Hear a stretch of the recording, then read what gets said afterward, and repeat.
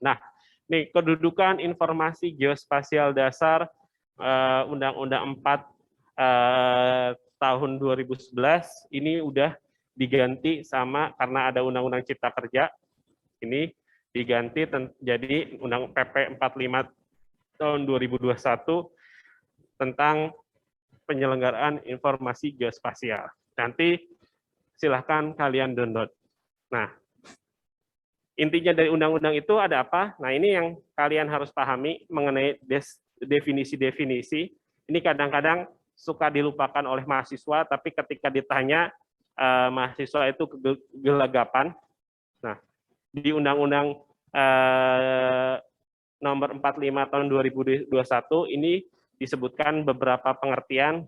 Yang pertama itu adalah data geospasial yang sudah diolah sehingga bla bla bla dan segala macam. Nah, ini ada yang namanya pengertian informasi geospasial. Nah, kalau pengertiannya mungkin bisa di-skip, tapi yang jelas informasi geospasial itu ada dua, yaitu informasi geospasial dasar dan ada yang namanya informasi geospasial tematik. Betul. Nah, ini yang harus kalian pahami. Informasi geospasial dasar adalah informasi geospasial yang berisi objek yang dapat dilihat secara langsung.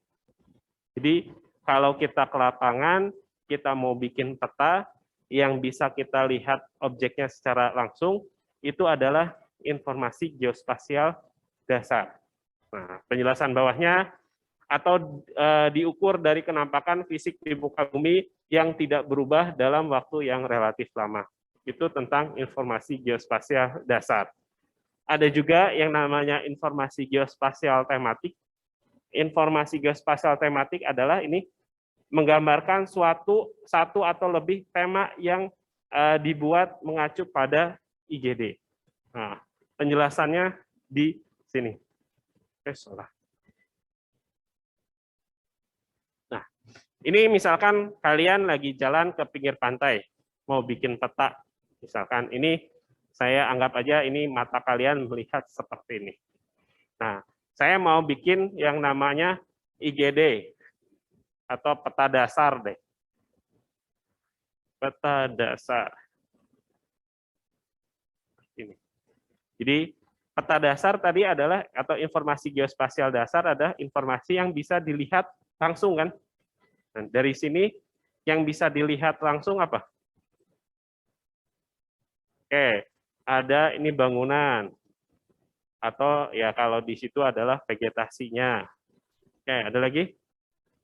Jembatan. Oke, ini ada jembatannya juga. Kemudian apa lagi? Ada air, Pak. Ada apa? Ada perairan. Perairannya yang bisa dibedain nggak? Ini danau atau laut? Yang belah sini apa nih? Oke, yang ini sungai. Sungai. Oke, yang ini biasanya namanya di antara darat sama laut ada namanya garis apa? Garis apa? Apa? Oke, ini ada yang namanya garis pantai. Sorry. Ini garis pantainya seperti ini. Kemudian ada jalan nggak?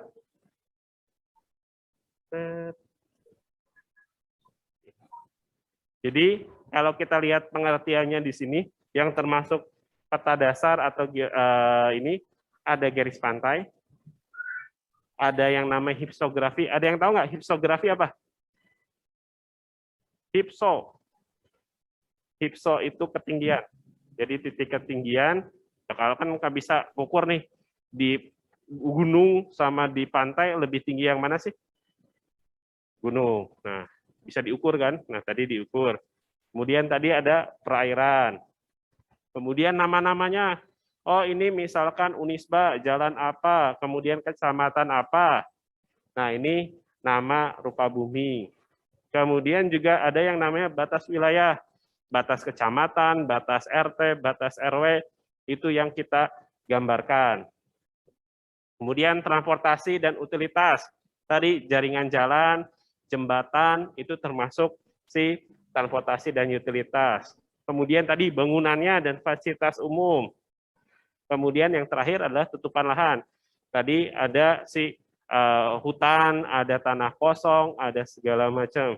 Nah, itu yang dinamakan peta dasar atau data dasar. Semua kumpulannya ini adalah si peta dasar. Jadi adalah peta dasar adalah informasi geospasial yang berisi tentang objek yang didapat dilihat, isinya ini semua. Itu yang dinamakan tentang peta dasar. Yang kedua apa? Yang kedua itu ada di sini peta tematik. Di sini per tema. Ada tema pertanian, ada pertambangan, ada kehutanan, ada investasi dan bisnis, ada peta sebaran pariwisata, kemudian ekonomi, kesehatan, pendidikan, dan seterusnya. Per tema. Nah, jadi peta itu dibagi dua, ada yang peta dasar, isinya ini semua, ini dijelaskan di pasal 7. Coba kalian lihat PP 45 tahun 2021, kemudian untuk IGT di pasal 19 dan 20, ya per tema-tema seperti ini. Kemudian ini nanti, nah ini yang nanti kita bahas di pertemuan-pertemuan selanjutnya. Ini ada yang namanya peta skala besar, peta 1:1000 dan peta 1:5000.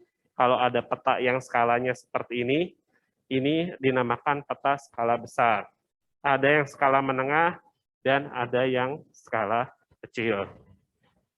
Kemudian ini ada jaringan horizontal, vertikal, sama GN, saya lupa GN itu gaya berat.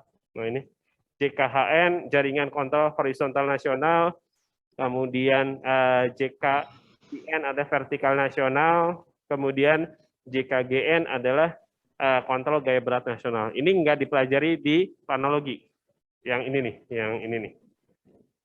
Ini pelajaran orang-orang geodesi, biar aja orang geodesi yang bingung. Kita mah cuman ngotak-atik ini, data geospasial, informasi geospasial, GD, dan IGT. Itu yang diotak-atik sama orang-orang planologi.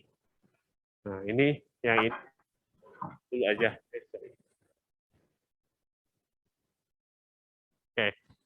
Nah, dari ini semua ada di peraturan pemerintah 45 tahun 2021. Nih baru setahun kemarin ketika pandemi disahkan perpenya keluarlah ini untuk merevisi atau menyempurnakan Undang-Undang Nomor 4 tahun 2011 karena ada Undang-Undang Cipta Karya. Ini saya baru ngebahas satu undang-undang. Nah, kalau ini peta dasar, petanya kayak gini nih. Ini ada si jalannya seperti ini. Kemudian ini ada daerah-daerah pertanian dan pemukiman seperti ini.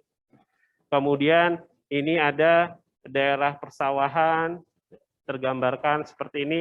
Pesawah itu ada vegetasinya. Kemudian ini ada nama-nama tempatnya. Itu tadi juga seperti itu. Ini yang namanya peta dasar. Jadi kita nanti kalau orang planner, kita bikin ini nih. Kita bikin peta dasarnya dulu untuk bikin yang namanya peta pola ruang, struktur ruang, atau nanti satu lagi adalah hierarki pusat pelayanan. Nah, tapi untuk bikin pola ruang ya kita harus tahu existing-nya dulu. Existing-nya dapat dari mana ya?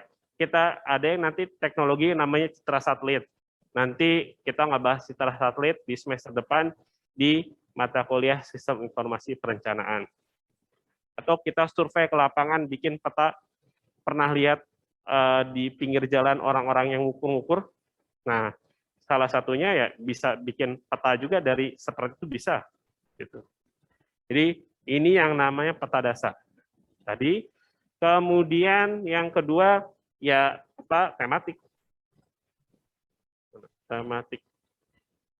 Ini peta jenis tanah, peta kemiringan, peta curah hujan. Per tema, temanya curah hujan. temanya kemiringan, temanya si jenis tanah. Nah, di Undang-Undang Geospasial, Informasi Geospasial atau yang 212 nomor berapa sih tadi yang baru? Nomor 45 tahun 2021 ya tadi. Yang ini yang ngurus adalah BIG. Yang bikin-bikinnya. Survei ke lapangan dan segala macam kementerian lain ini dia nggak akan ngurus ini. Kecuali ada tambahan dari Kementerian ATR karena berhubungan tata ruang. Nah, kemudian yang tematik-tematik ini juga udah ditugaskan. Jadi kalau kita lihat di sini, nah di undang-undang tersebut itu ada 85 peta tematik. Oh, untuk yang izin usaha pertambangan yang ngeluarinnya adalah si Kementerian apa ini? ESDM. Oh, untuk yang kawasan industri existing yang ngeluarin siapa? Kementerian si Perindustrian atau Kemenko Perekonomian. Jadi udah dibagi-bagi tugasnya. Jangan sampai ada yang beroverlap lagi. Jadi, oh ini misalkan lahan gambut ini yang mengeluarkan siapa? Kementerian Pertanian. Meskipun lahan gambut itu ada di dekat kawasan hutan, bukan LHK yang mengeluarkan. Yang mengeluarkan dari si peraturan ini adalah si Kementan. Jadi udah dibagi-bagi nih. Jadi jangan sampai ada lagi yang saling ngerjain 2 kali. Kalau zaman-zaman dulu itu sering Project A bikin pemetaan gambut di Kementerian Kehutanan di lokasi X lah misalkan. Ternyata tahun depannya saya dapat kerjaan lagi pemetaan lahan gambut di lahan X tapi dari Kementerian misalkan Pertanian. Mereka nggak koordinasi tuh. Kalau saya jadi konsultannya sih enak-enak aja. Karena data udah ada, survei jadi murah, untungnya saya kalau jadi konsultan, untungnya lebih gede gitu kan. Karena datanya udah ada, tinggal bikin dicantik-cantikin. Nah, karena sekarang udah ada pembagian seperti ini ya, sekarang kerjaan atau pembuatan peta udah nggak akan ada yang double-double seperti itu. Nanti akan dicek juga di Bappenas ketika pengajuan si pekerjaan.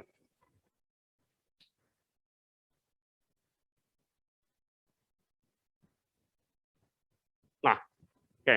Jadi peta dasar ini dibagi 3.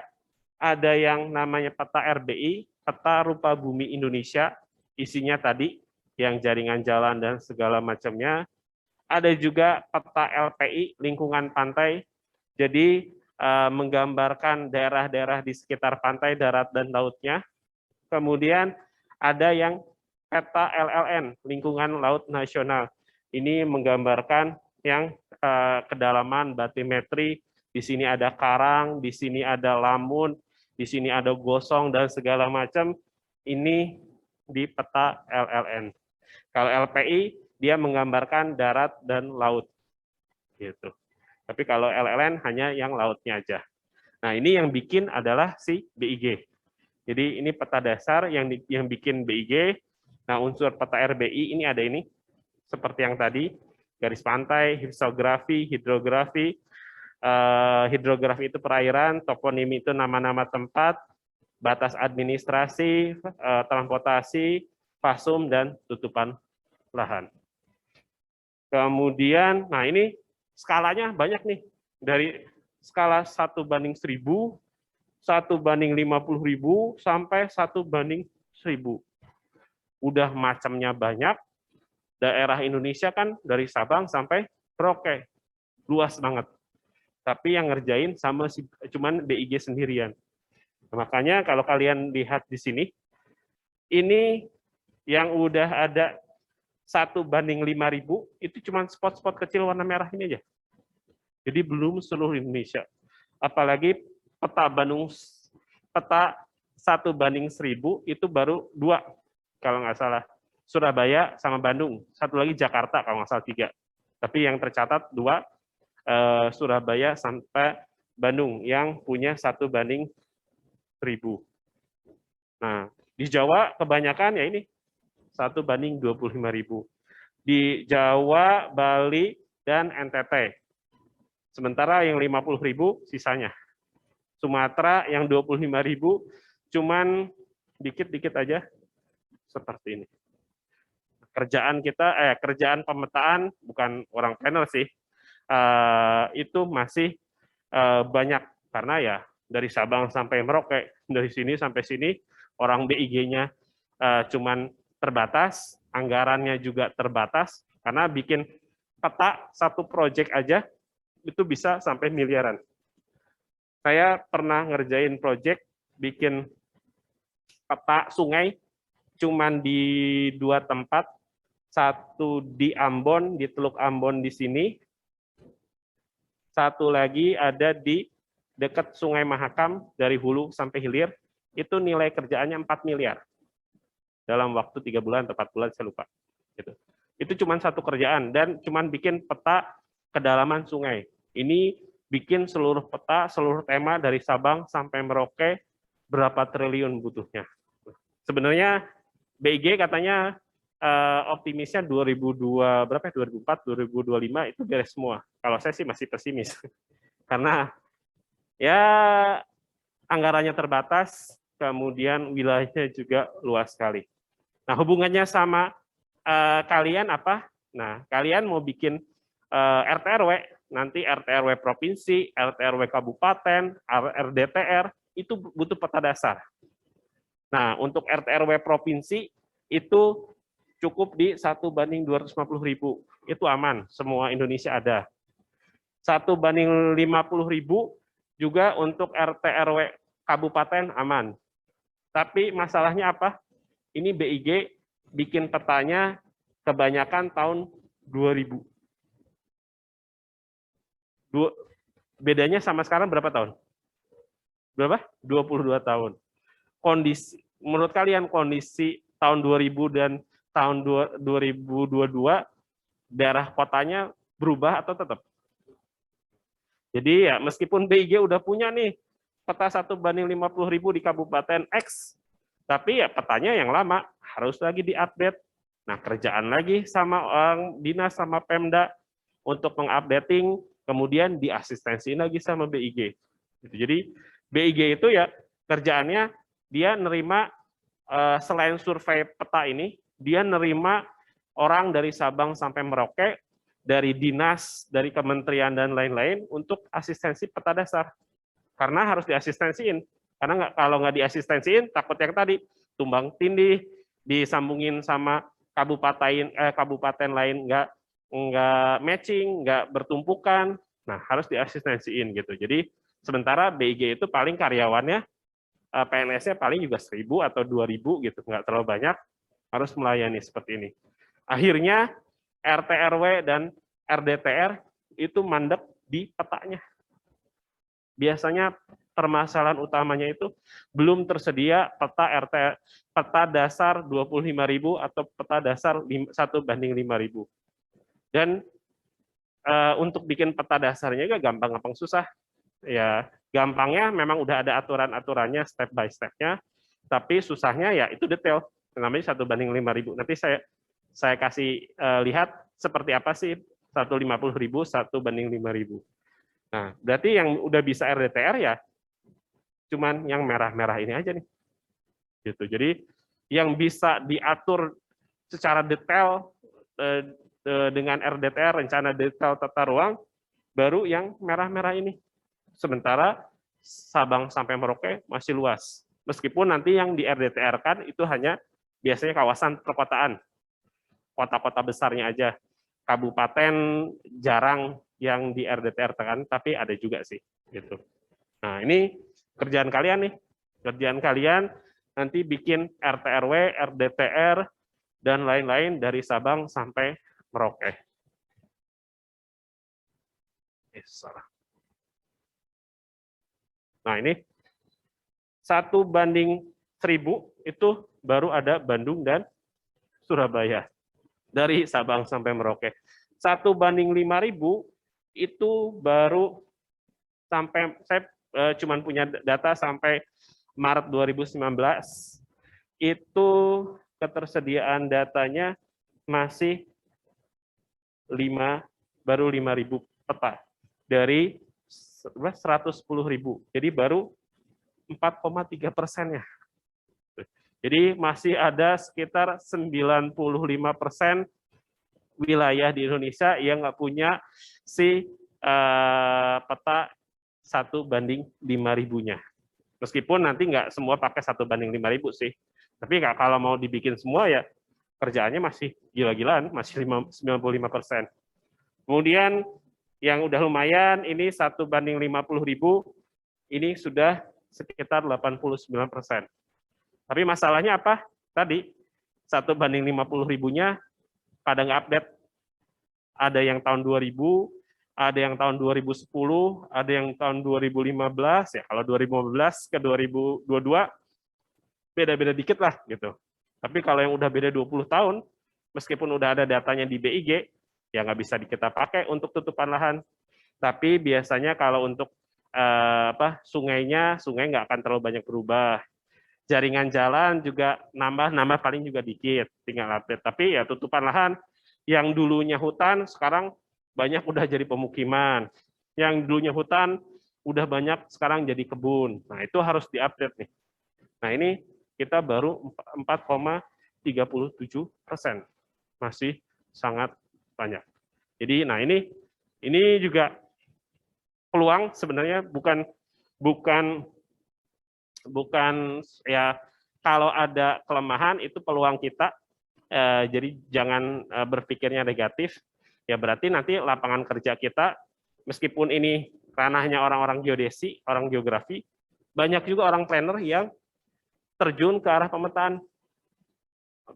Saya kenal beberapa angkatan senior kalian yang udah lulus, ada yang dia malah jadi operator drone untuk mapping, ada yang spesialisasinya mereka survei untuk yang seperti ini.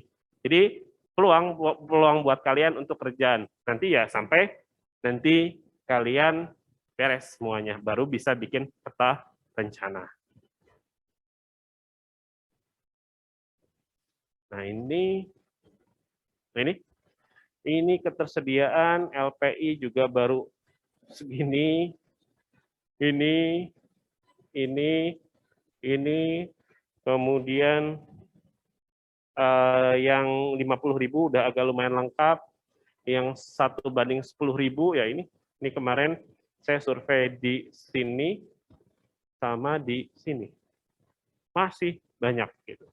Jadi ya karena peta itu ya salah satu sumber data untuk mau perencanaan, mau pengembangan kawasan apa, biasanya semuanya berawalnya dari peta dulu. Dan ya kondisinya peta di Indonesia masih, kalau kata bahasa Sundanya masih corengcang, masih banyak yang bolongnya. Nah, kerjaan ya kita, kalian planner sebelum bikin rencana pola ruang, struktur ruang, harus bikin peta dasarnya dulu ya. Makanya RDTR itu banyak mandeknya itu di sini. Kalau kalian mau lihat status RDTR,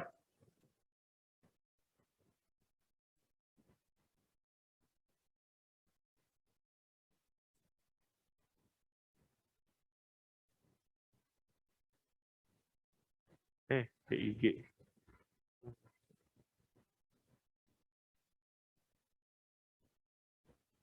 Status asistensi peta rencana tata ruang.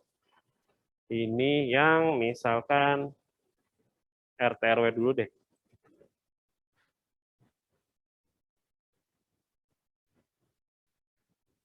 Nah, RT/RW dari Sabang sampai Merauke, ini yang kabupaten, ini yang merah ini yang belum selesai, yang belum punya petanya sama sekali. Yang hijau ini udah selesai, tapi kalian lihat, ya masih banyak, yang hijaunya baru dikit. Jadi kerjaan kalian itu bikin RT/RW itu nggak akan pernah habis. Karena di Indonesia RT/RW itu ada 514 kabupaten kota, kemudian setiap 5 tahun sekali itu bisa direvisi. Jadi kerjaan kalian beresin dulu RT/RW seluruh Indonesia, kemudian setelah 5 tahun pasti ada kerjaan revisinya, karena pola ruang dan struktur ruang itu bisa dirubah nanti tergantung keadaan si kabupatennya seperti apa. Kemudian revisi lagi, ya bikin lagi rencana dan seterusnya. Ini baru RT RW. Kalau lihat di RDTR,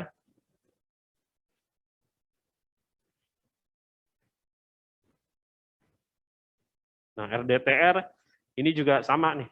Yang hijau-hijau udah lumayan nih, udah di Jawa sih paling banyak yang hijau-hijau itu udah beres peta dasarnya.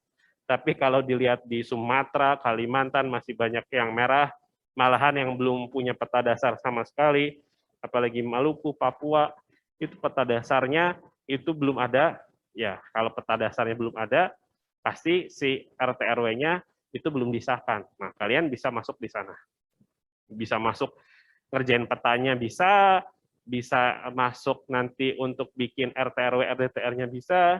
Ya, pekerjaan kalian sebenarnya kalau untuk perencana, kalau mau jadi konsultan nggak akan pernah habis, kalau jadi PNS juga pasti ada perubahan-perubahan, berarti ya kegiatan si planner di PNS juga nggak pernah habis, apalagi di kementerian, di ATR BPN, di Bappenas, itu orang-orang planner itu biasanya sampai lembur-lembur dan segala macam karena kerjanya banyak ngurusin rencana tata ruang dari Sabang sampai Merauke, dari level provinsi cuma ada 34, kabupaten itu ada 514, RDTR ada berapa ribu yang harus diurus.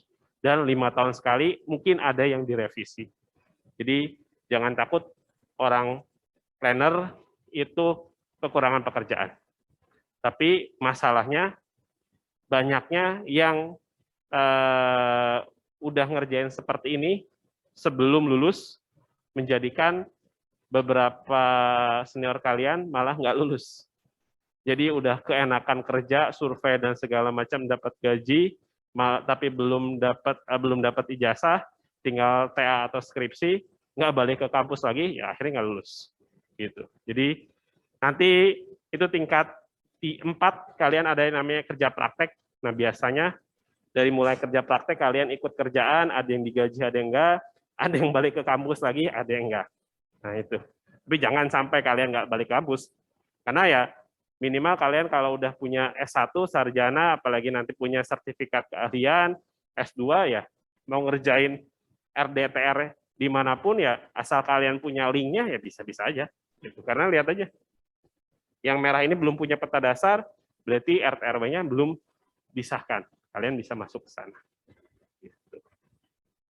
20 sebenarnya masih ada beberapa. Yuk, sok. Boleh, boleh. Yang di rumah, kalau ada yang mau ditanya, silakan langsung selesai aja ya.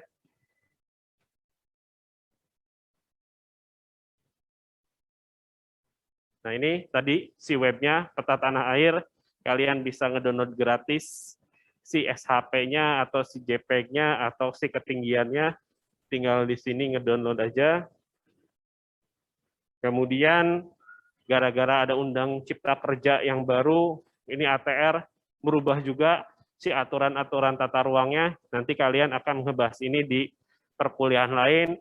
Ada peraturan ATR 10/2021 tentang revisi rencana tata ruang. Kemudian 11/2021 ini sama juga. Kemudian ada sinkronisasi, ada basis data yang berhubungan dengan peta 14/2021, kemudian ada koordinasi, dan seterusnya. Nah, salah satu terobosan dari ATR itu biasanya si tata ruang itu berhubungannya dengan izin. Jadi kalau ada pengusaha perumahan, pengusaha misalkan perumahan itu properti, terus pengusaha misalkan pertambangan, nah mereka itu biasanya perlu yang namanya rencana tata ruang atau pola ruang. Untuk apa sih? Untuk lihat petanya. Oh, Yang merah seperti ini, mana merah-merah? Nah, ini kawasan yang ini nih.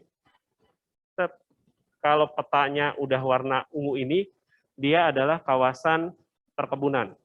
Jadi kalau ada investor dari luar negeri dan segala macam mau menanamkan modalnya, mau bikin perkebunan, misalkan di sini sawit di warna yang ungu, itu udah bisa. Gitu. Jadi pasti pengusaha itu ngelihat sih rencana pola ruangnya. Sama nih, kayak di Kota Bandung. Nanti kalian lihat RDTR Kota Bandung, nanti ada yang warna merah, ada yang warna kuning, dan seterusnya. Yang warna kuning, ada daerah warna kuning, tapi si pengusaha mau bikin hotel, boleh nggak? Nah, dilihat, oh warna kuning, ternyata nggak boleh. Yang hotel itu boleh di daerah-daerah warna merah. Jadi tata ruang itu ya nggak sekedar hanya mewarna-warnai aja, tapi berimplikasi ke si pengaturan si lokasinya. Boleh dibangun atau enggak. Nanti ada yang namanya ketentuan umum peraturan zonasi, ada yang namanya peraturan zonasi, ada yang namanya ITBX, izin terbatas, bersyarat, dan tidak boleh. Nah, itu mengatur semua ruang, mana yang boleh dibangun di sini, mana yang nggak boleh bangun, mana yang dibangunnya harus bersyarat, mana harus yang dimodifikasi dan segala macam ya berdasarkan si tata ruang ini, apakah provinsi, kabupaten, atau wilayah kota, ataupun RDTR. Nah, biasanya kalian kalau bikin RDTR ini dikejar-kejar tuh sama pengusaha. Nah, kayak saya pernah kejadian di suatu provinsi, di kabupaten itu ada perusahaan. Nah, perusahaan itu takut karena perusahaan itu dekat perkotaan. Kalau di perkotaan itu nggak boleh ada pabrik. Nah, dia berusaha menggali-gali terus, ya dikasih iming-iming apa dan segala macam, biar si perusahaan mereka itu diperbolehkan. Gitu. Ada itu intrik-intrik seperti itu. Dan banyak juga yang gara-gara hal seperti itu ditangkap sama KPK juga ada. Jadi ya nanti ya ini karena pola ruang ini ya sangat menentukan, apalagi buat pengusaha gitu. Kalau nggak boleh misalkan didirikan pabrik, padahal dia udah invest gede dan segala macam, mereka rugi kan. Nah, makanya kadang-kadang ada perusahaan-perusahaan nakal yang PDKT sama Pemdanya, yang PDKT sama konsultan biar diizinkan. Tapi ya hati-hati juga, banyak yang ketangkep juga nanti masuk penjara dan segala macamnya. Ya bermula dari cuman peta seperti ini di atas kertas dan warna-warni seperti ini. Kemudian ini nanti ada yang namanya peta pola ruang seperti ini. Ada yang warna merah, ada yang warna hijau, ini warna kuning itu untuk pemukiman, kemudian segala macam ini yang mengatur si yang ada di kota tersebut. Ini ada yang struktur ruang, ada pusat lingkungan, pusat pelayanan, di mana nanti dibangun TPA-nya, di mana dibangun TPS-nya, kemudian PLTD nanti dibangun di mana, ya direncanakan di atas peta ini. Nah, kalau di daerah, dulu saya pertama ngerjain proyek TRW RDTR itu 2008 di daerah Langsa, di Aceh Selatan. Ya, itu udah kata mereka udah enak gitu.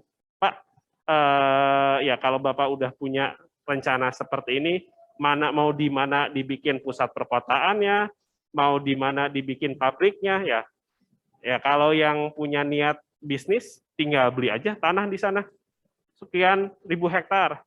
Nanti 10 tahun ke depan kan mau dijadiin kawasan pedagang jasa tuh, pasti harganya naik.